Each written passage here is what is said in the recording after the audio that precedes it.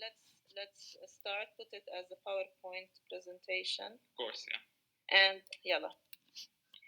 So we were discussing in that session concepts of pharmacokinetics, concepts that we use to calculate dose mainly, and to interpret when does the dose that we give in any route of administration reach concentration of steady state. And this is a goal that we need to reach a state where the concentration rate of elimination equals rate of absorption. It's steady. Yani we can interpret that this is the concentration in the plasma. And this is, we believe, needs to be, if we reach that concentration at steady state, this is supposed to be the concentration we will get an effect of the drug. Okay, the effect of the drug should be when we reach concentration at steady state. Okay, but let me move on real quick at the first part. So who is working with me? Can I have the name, please? Yes, my name is Ibrahim Balkhi and I'm the batch representative. Ibrahim Balkhi. Yeah. Okay, Ibrahim. Let's go past the learning objective. Okay, wait. So that is not the first slide, but anyways. Okay, so we discussed initially the idea of volume of distribution because it's a characteristic of the drug. So there's two characteristics of the drug, the half-life and the volume of distribution. Now, there are certain exceptional factors that can change the volume of distribution. But in general, the drug has a volume of distribution that we should know. It should be given to us. Okay? Same with the half-life, which is the time required to eliminate 50% of the drug. Okay? So the volume of distribution, it's an abstract concept. Why? Because it is not really, you're not going to go and just measure a volume and say, okay, that's the volume of distribution. It is basically a reflection of how much concentration in the plasma that is left because the rest of the drug has been distributed in the periphery. They can go far to reach the cell and be stored there because that reflects how lipophilic is the drug and how much it is unbound to proteins in the plasma. Or it can be hydrophilic, not lipophilic, hydrophilic, where crossing the membrane can be a challenge, especially if the size of the drug is large. And the biggest example is heparin. If I have a large negatively charged molecules, and on top of it, if they are protein bound, we should not expect a large volume of distribution. Okay? So, this volume of distribution is used to tell me something about my drug and the nature of the drug, and later we can use the volume of distribution to tell me something on how to calculate what we call the loading dose. Okay? And in simple words, we know that concentration equals mass over volume. We can apply it here. We can say the dose instead of the amount of drug or mass equals the concentration divided by, again, what did I say? Concentration equals the dose over volume of distribution. Okay, so now we get how to calculate volume of distribution. Okay, so this volume of distribution gives me how the drug is distributed in the body, as stated clearly in the slide. And it is the mathematical factor links how much drug in the body and how much is the concentration of the drug in the measured compartment, which is usually the plasma. يعني I assume the volume of distribution is a number when I calculate the concentration of the drug in the plasma. Okay? Okay, now we have why the dose cannot be the same as the because we have a factor of absorption in oral route, for example. So we have to put the factor of how much of that drug is bioavailable. We say it's 80% bioavailable. Yani 80% of the dose can be absorbed and present in the plasma, but then it's distributed in the periphery in the different compartments. So volume of distribution is amount of drug in the body over that has been absorbed, okay, over concentration in the plasma. Or sorry, amount of the drug, over the concentration. Now, the concept of volume of distribution, again, it's an abstract. Why?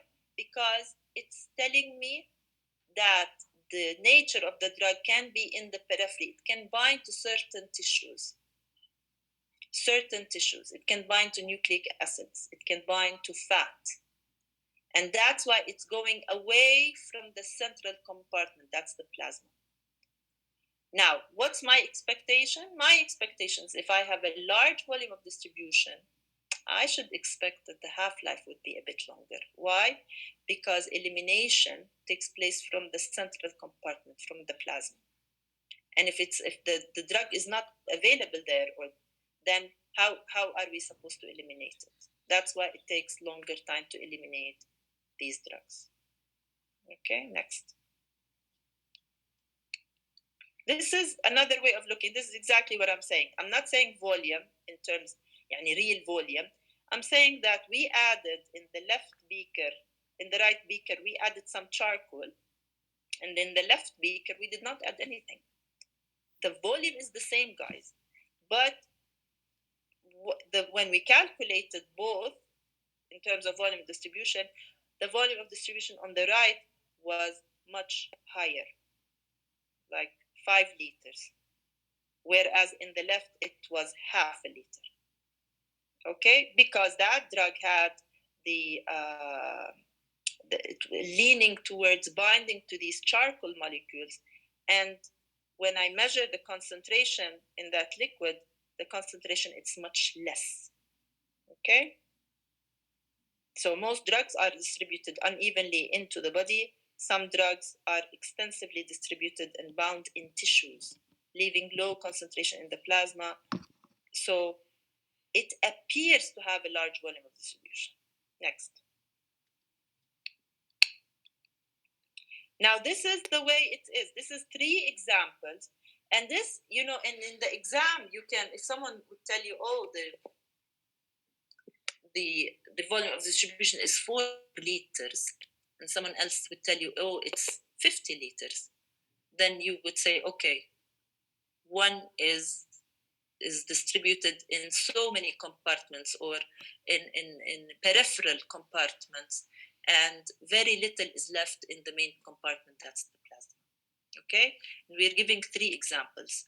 We have in the intravascular, we have in the interstitial, which is in between the cells, and then we have in the intracellular, which is inside the cell. The ability of the drug to pass and go through inside the cell and bind to nucleic acids, for example. Okay, so let's take the 3 examples. The first example is if the drug is confined to the intravascular compartment. Let's go to the second slide. Okay, that's the one. So when you calculate the volume of distribution, having a 3.5 liter or around 4 liter volume of distribution, that's a relatively low volume of distribution. We can have so many interpretations why. One of it, protein bound. Another one, large hydrophilic molecule. It's not easy to pass through compartments. So that's the first scenario, which is volume of distribution equals dose over concentration. Okay? The concentration was measured to be very high, and as a result, volume of distribution is very low. So it's inversely proportional. Next. The second scenario is going through the interstitial. So we're going from 4.5 liters to drugs that are having volume of distribution of 10 liters. Okay? What do you expect the concentration of the plasma to be? much less. Okay, we have a higher volume, tells us some of the drug leaves the blood. Now, if we go through the third scenario, which we are getting, next please, that this drug is going inside even more volume of distribution, then we're reaching, so look, 4.5, 10 liters, now 40 liters.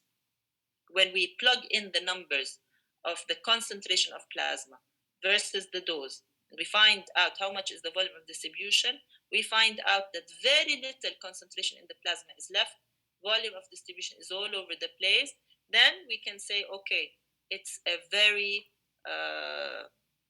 high volume of distribution, highly distributed in the tissues, and this is what we call high volume, tells us much of the drug leaves the blood. Okay, so I don't expect high protein binding in these scenarios. Next, please. So these are the examples. So when we have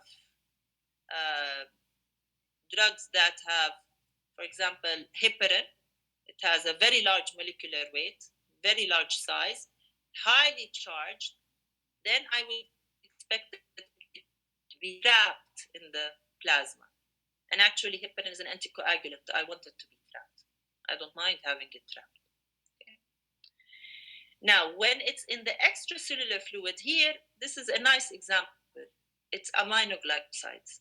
Okay, aminoglycosides, they are hydrophilic in nature but small in size. So they can go through the slits of the endothelial membrane of the blood vessel and just be stuck in the interstitial space.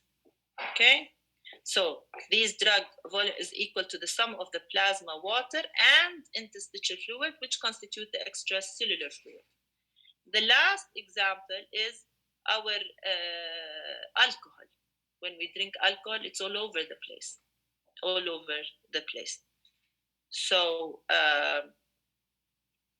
we have the alcohol, they move into the interstitium through the slit junctions, through the cell membrane, into the intracellular fluid. So it can really exceed, sometimes when you calculate it, you say, we don't have that volume in the body. It can exceed the physical volume in the body. So again, drugs with very high volume of distribution have higher concentration in extravascular tissues than vascular compartments, and they're homogeneously distributed.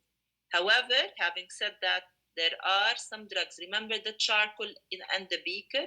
There are some drugs that can bind with intracellular macromolecules, مثل الليبيد, proteins, and I think I gave the example hydrochloroquine, which like to bind bil retina.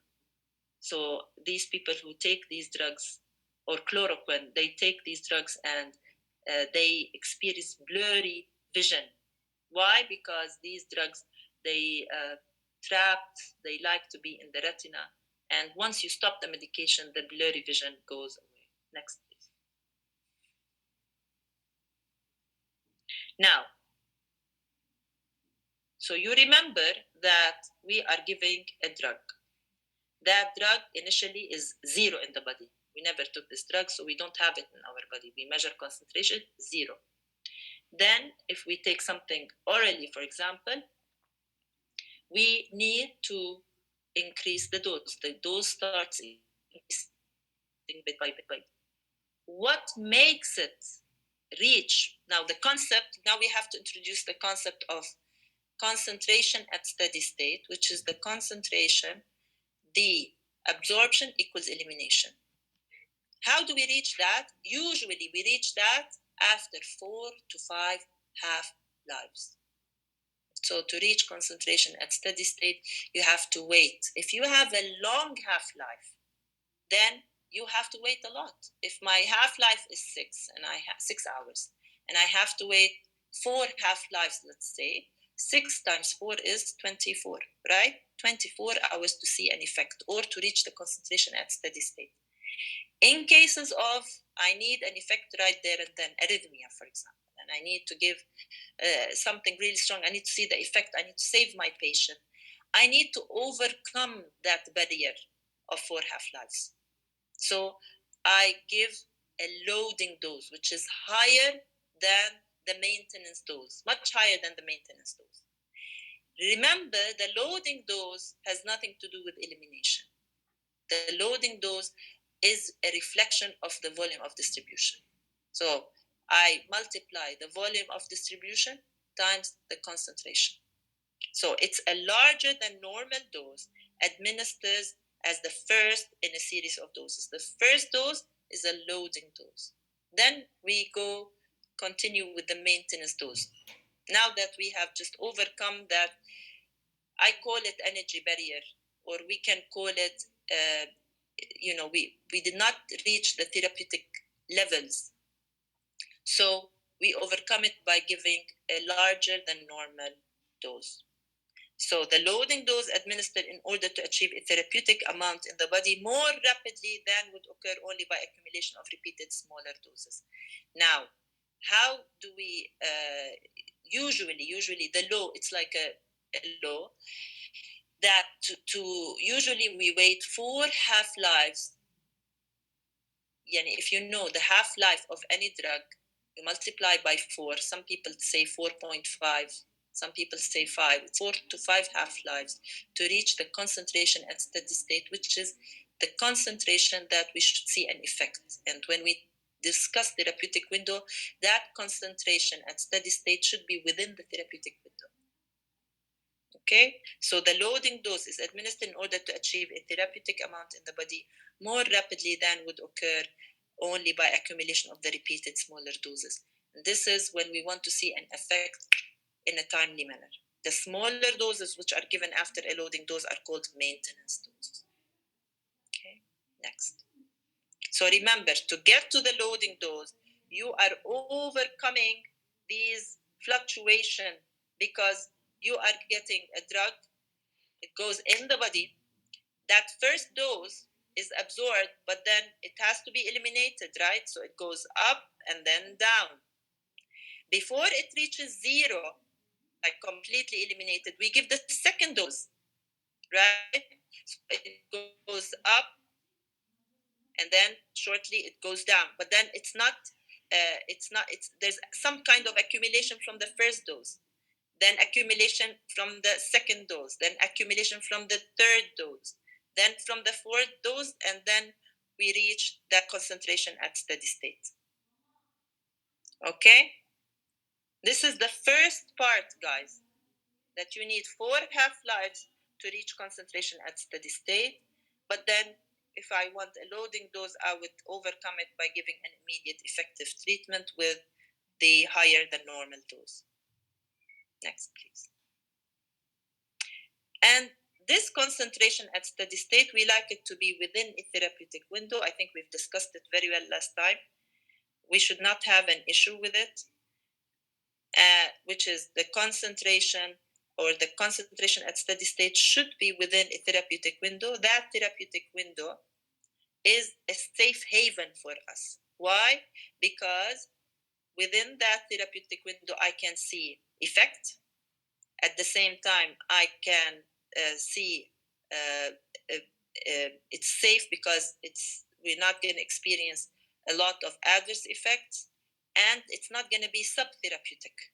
So we don't want to give a drug that's doing nothing to us, which is the subtherapeutic level, and we don't want it to be very high to make me experience a lot of toxicity, a lot of side effects. I want to be within that therapeutic window. Next. That's how you calculate it. The dose equals concentration of plasma times volume of distribution. No elimination mentioned here. Why? We're not talking about elimination. So one dose. So one dose thing.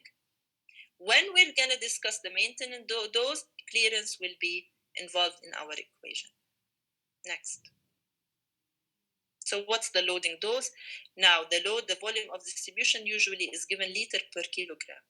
So you multiply the volume of distribution times the weight of that patient, then you multiply by the target concentration. In our case, it's 10 milligram per liter.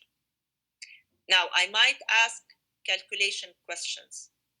I think we can multiply things manually, right? We don't need to just say, oh, we didn't have calculator. It's not like a very complicated equation. It's like multiplication, that's it. Okay? I don't want to see this comments. Yeah, because volume of distribution is next slide. طب يلا, next slide. So this is it. We can multiply this manually, right? We don't need a calculator for it. Next. The half-life, this is the second concept. Okay? No, volume of, can you go back? Can you go back, please? The volume of distribution is the volume of distribution is 0.75 liter per kilogram. Okay, yes. But in our case, we are given the weight of that person. We need to give them the overall volume of distribution. So multiply 0.75 times 75 kilogram. The volume of distribution is 56.25 liter for that patient.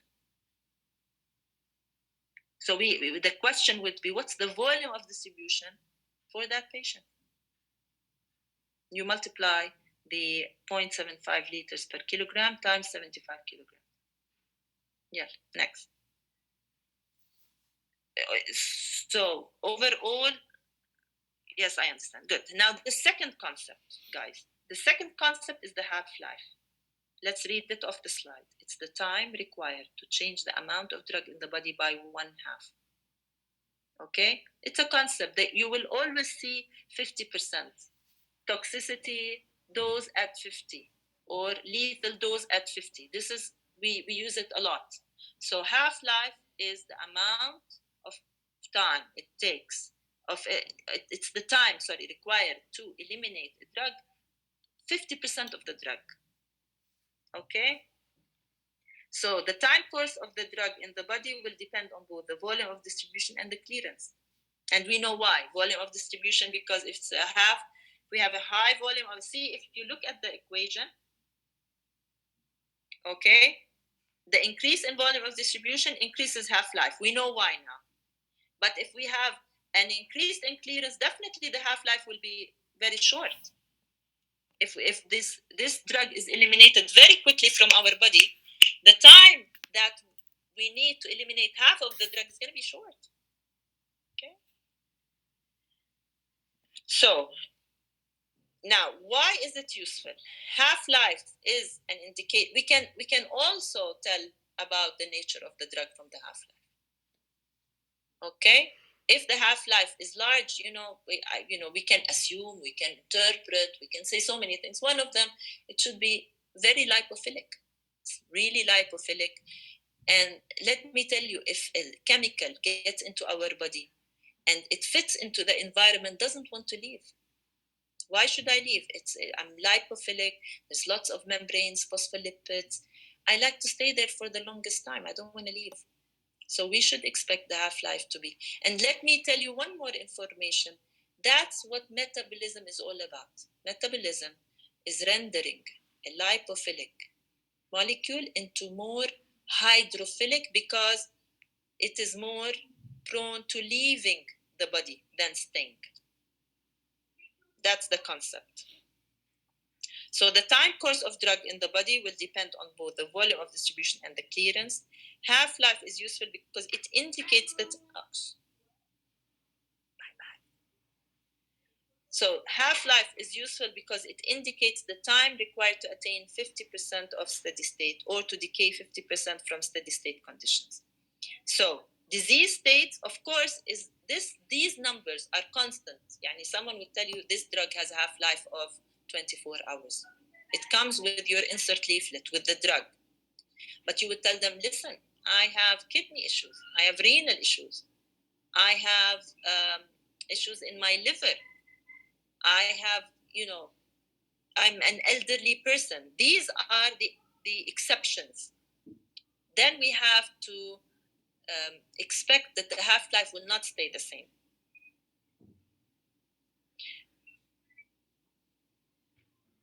Nephrotic disease might increase half-life because the kidney is not functioning very well, and so its ability to clear, the drug is not going to be normal, is not going to be efficient, and so we should expect that the drug will stay in our body at a longer time. So disease states can affect both of the physiologically related primary pharmacokinetic parameters, volume distribution, and clearance. Everything is changed when we talk about the pathological condition. Okay? Actually, pregnant women, we should expect them to have a larger volume of distribution than others, for example. Let me tell you another example, diazepam. Diazepam is a very lipophilic drug. In the elderly, they try not to give them diazepam because the volume of distribution will be more. Why is that? Because the fat content in the elderly increases and the muscle content decreases. So people should try to replace diazepam, which comes from the family of benzodiazepines, with a more with an alternative drug that's more hydrophilic. Okay, next. I think we can answer this question, right? How does a large volume of distribution affect the half-life? It's clear now. It's directly proportional. Increase in volume of distribution increases half-life. Okay, any factor that increases the volume of distribution can lead to increase in the half-life and extend the duration of action of the drug.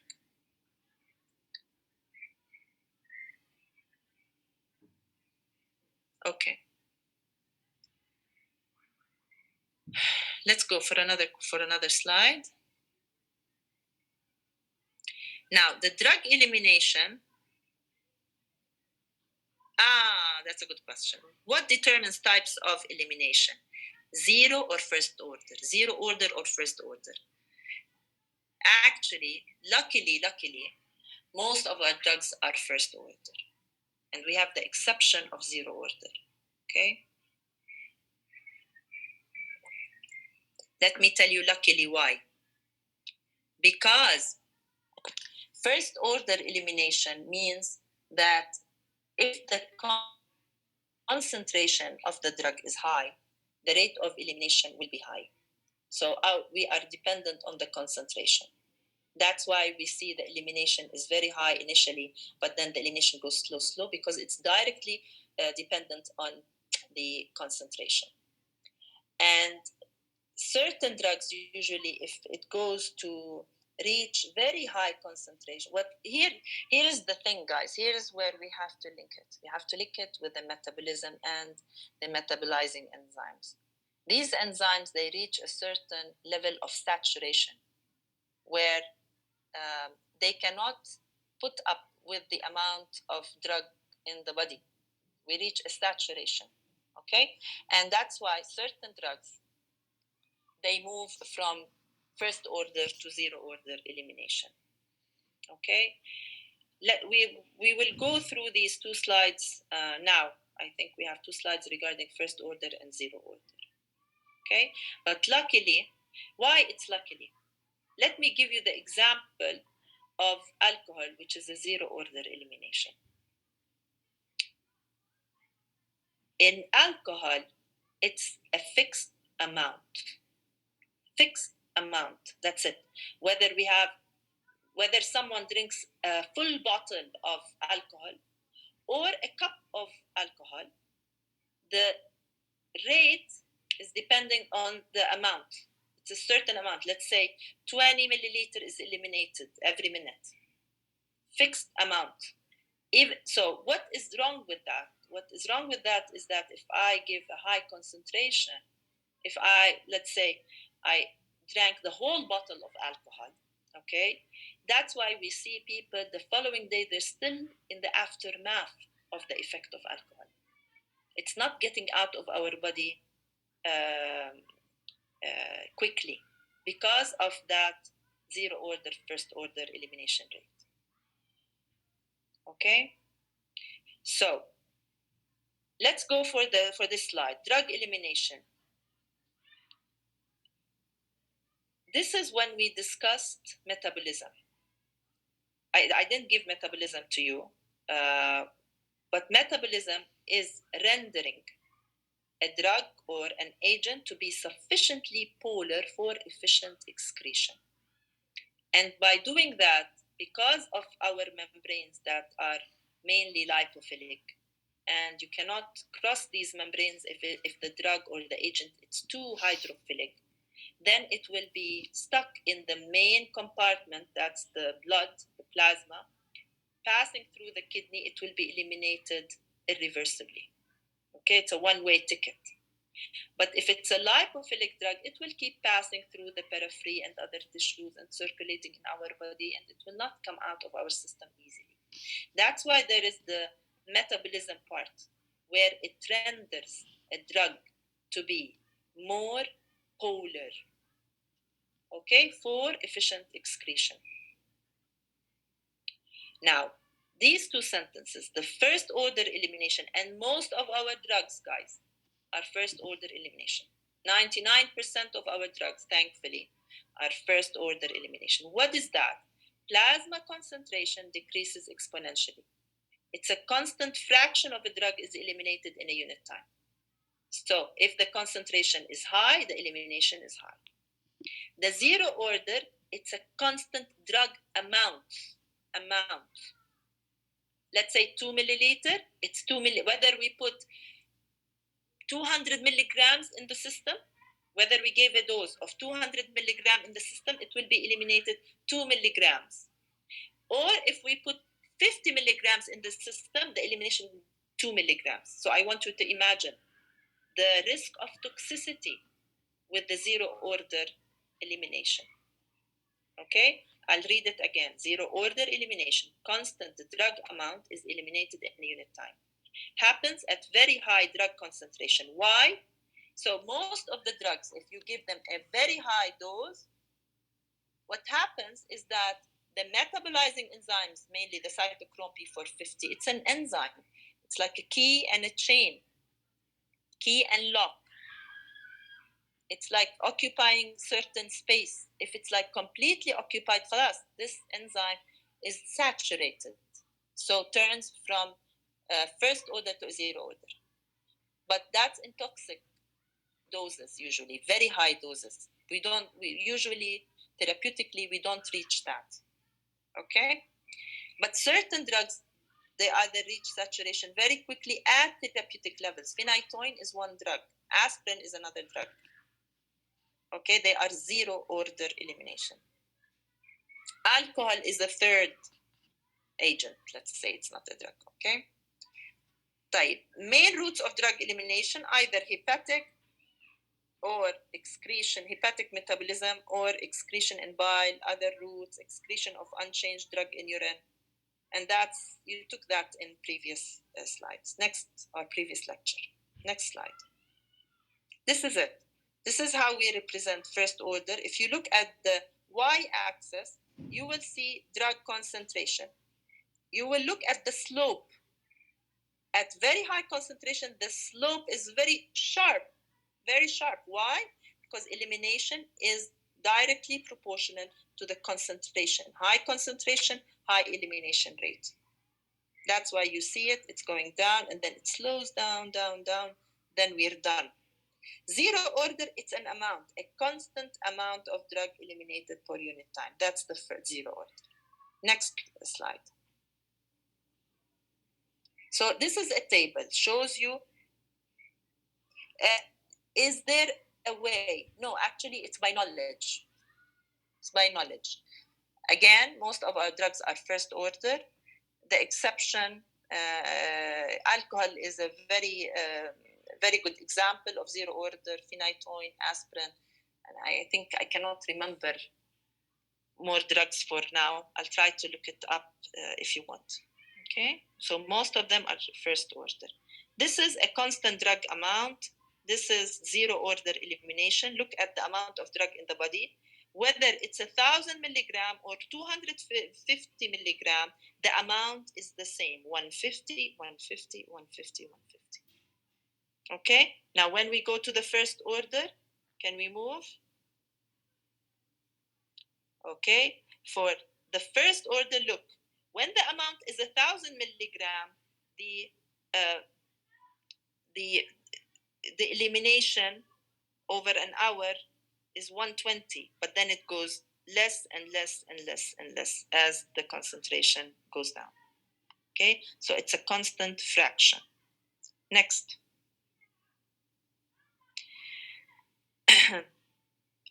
What are the clinical situations resulting in drug in half-life changing? What is it? Next slide, please. So mainly, we have issues with the kidneys. We have issues with decreased protein binding, increased metabolism. If we increase metabolism, what should we expect with the half-life? Can someone tell me? Decrease, yes. Okay, so decreased metabolism. What do we mean by decreased metabolism? If it's decreased metabolism, what happens to the half-life? Can someone tell me? It should increase. When we see decreased metabolism, we see it. One scenario, guys, is with the drug-drug interaction. One scenario. If both drugs are competing on the same metabolizing enzyme, then it's going to be on the expense of another. So we should experience toxicity with one drug. Okay? I believe لا عم نحكي على metabolism. Metabolism usually takes place in the liver, although there are other drugs that have metabolizing enzymes. But just for simplicity, mainly the liver is responsible for, because it has a large series of metabolizing enzymes, a lot of enzymes there. But in the lung, there are some enzymes. In the intestine, there are some enzymes. Okay? In the kidney, there are some enzymes. But we always think of the kidney as the eliminating organ and the liver as the metabolizing organ. If I have competing two drugs, one is inhibiting the metabolism of the other, then the metabolizing ability is less, then I should expect half-life to increase, then maybe toxicity if we have a narrow therapeutic window, right? Okay. Or if a drug is a metabolizer, activates the metabolizing enzyme a lot, like carbamazepine, for example, then another drug will be metabolized very quickly. Let me give you a good example.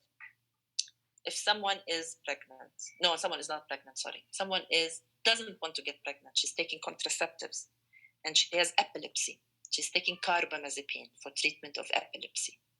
Okay? Carbamazepine is a rapid metabolizer. يعني what? يعني they initiate or activate the metabolizing enzyme, makes them more active. Okay? And she knows she has epilepsy. She doesn't want to get pregnant, and she's doing the precaution. She's taking her contraceptives on time. And this carbamazepine is making the enzymes metabolize the contraceptives very rapidly.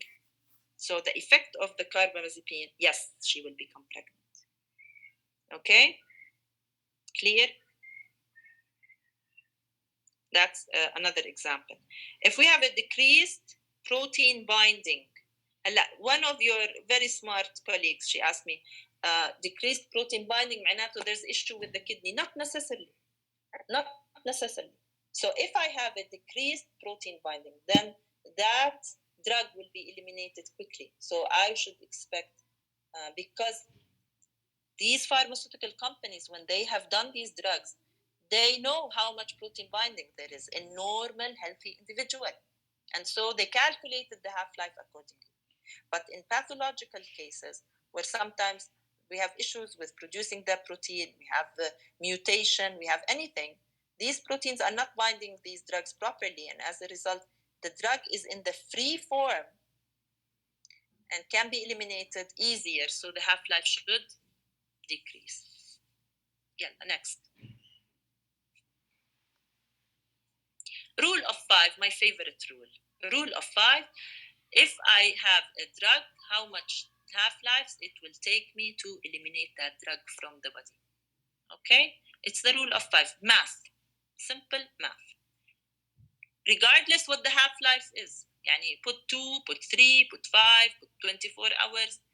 First, if I have a dose X, after first half-life, X, 50% of X. So 50% of the original drug is left. Then a second half-life, 50% of the 50, 25. يعني 75% of the drug is bye-bye. Then a third half-life, which is 50% of the 25, that's 12.5, add 12.5 to 75, 70, 87.5%. Four half-lives, we're talking about 93.75%. Five half-lives, 97%. So rule of 5 is that if you wait 5 half-lives, you should be able to get rid of your drug, regardless what is your half-life. Next. This is it. This is when you have a drug, then you give the first dose. Now, the first dose goes peak up. يعني, walk with me, guys. Let's start with from the left side, 0. Give the first dose. Okay? Then it goes up. It doesn't go 0 after the first dose. There's some left. احنا بنقولها peak وthrow. So it reaches a certain peak and a certain throw.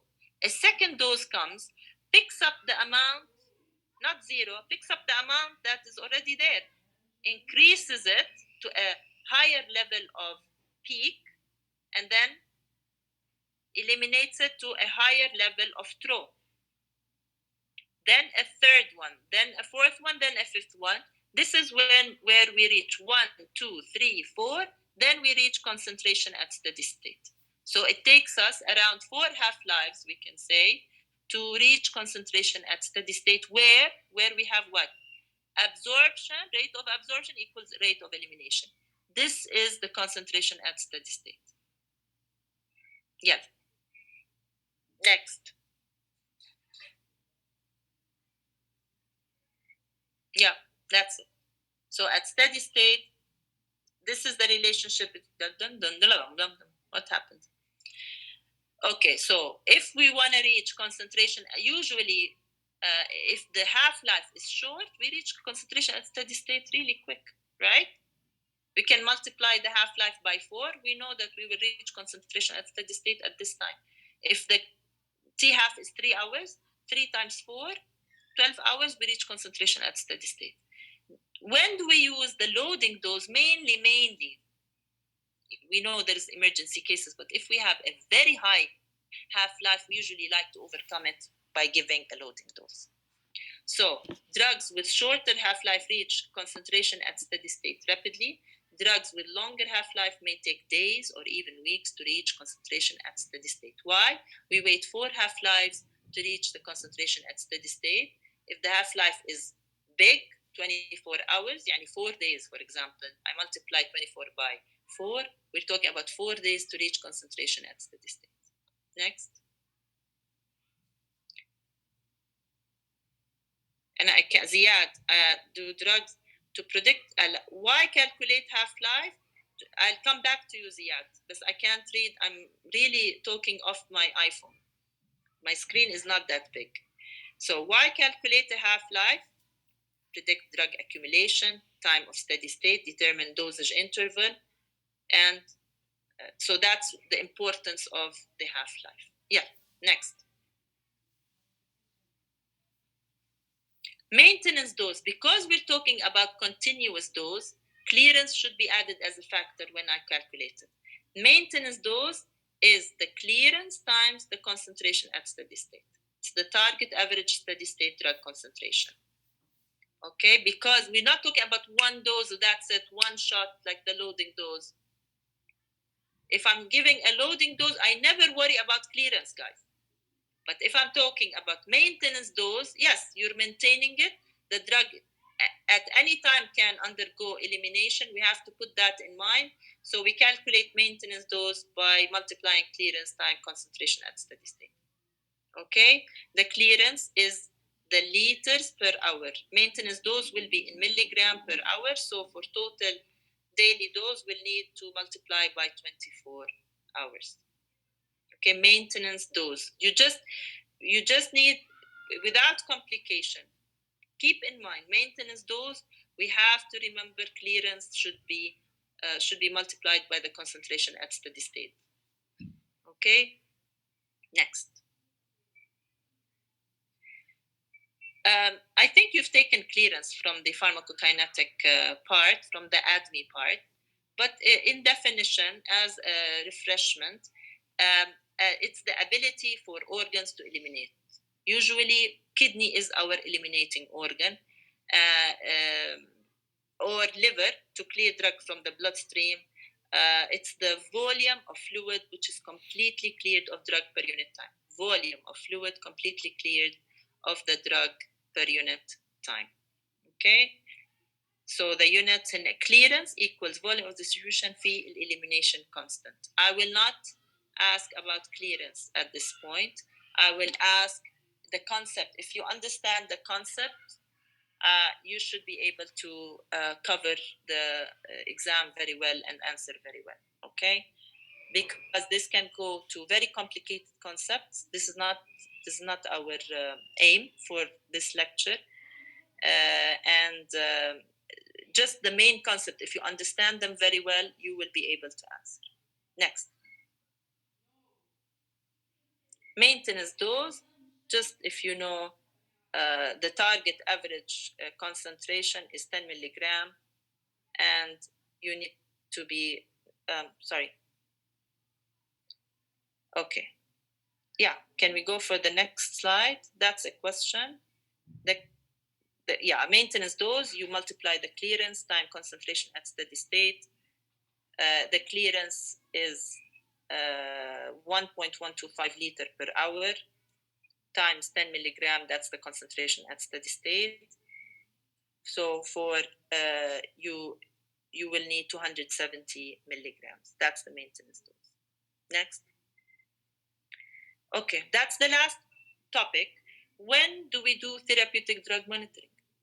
Therapeutic drug monitoring, definitely not any, because you know why we don't do it with any drug? Because it's costly, guys. That's all. So we choose our battle. If we have a drug with narrow therapeutic window, then we need to monitor those patients who are taking these drugs. So it's a branch of clinical chemistry and clinical pharmacology that specializes in the measurement of medication concentration in blood. Yani I'm taking samples from that patient, I'm asking him to come and either stay in the hospital for monitoring or come and do regular testing and blood testing, because these drugs mainly have a narrow therapeutic window. Okay? We want to care for that patient. We want to make sure that we are adjusting the dose when we feel that the dose has gone at toxic levels, and that's it. Maintenance dose interval, again, the half-life. Yani if I have something with 3-hour half-life, then I have to give repetitive dosing. Why? Because the drug will be eliminated very quickly and I want to pick it up. So I'll make sure I'm giving the drug every 4 hours or 5 hours. Okay? Next slide. Makes sense, huh? Okay, good. Next slide. So, one of the biggest therapeutic dose monitoring is people who are doing organ transplant, undergone organ transplant. They're taking a lot of immunosuppressants, a lot of drugs with narrow therapeutic window. It's not easy, or we don't take these patients lightly. We have to keep monitoring them. We want to even prevent any adverse outcome, graft rejection, toxicity with aminoglycoside. Why aminoglycoside? Aminoglycoside is an antibiotic, covers gram-negative bacteria. So, and we take it at home. I mean, I can buy gentamicin, tubramycin. But these drugs, their issue is with their narrow therapeutic window. How do we know we reach toxicity? Aminoglycosides, they can be nephrotoxic. Nephrotoxic, yani there is toxicity in the kidney, is seen with these drugs.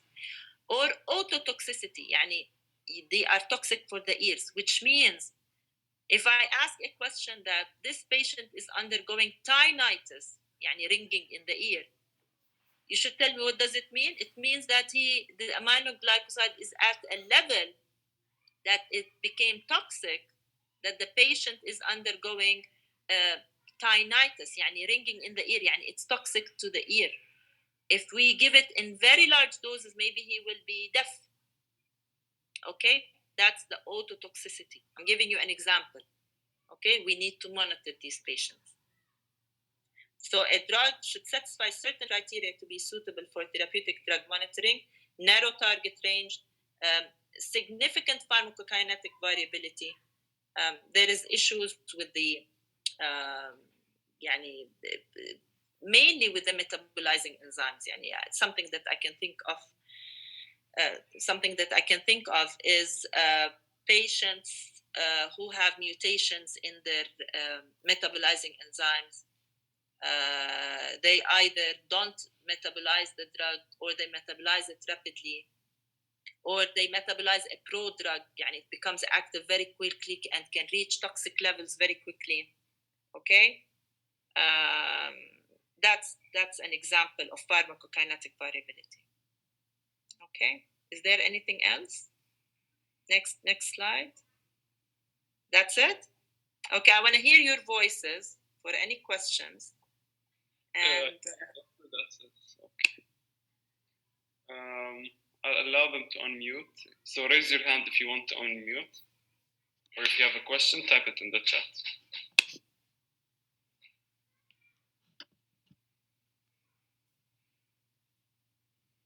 Thank you a lot, Doctor, for this lecture. It really helped us. Thank you. Anytime, guys. Are there any questions? Yeah, I don't see any questions in the chat. I think the concept is very clear. We're extremely grateful for you, Doctor. Thank you. Good luck. Have a good night. Have a good night too. Thank you.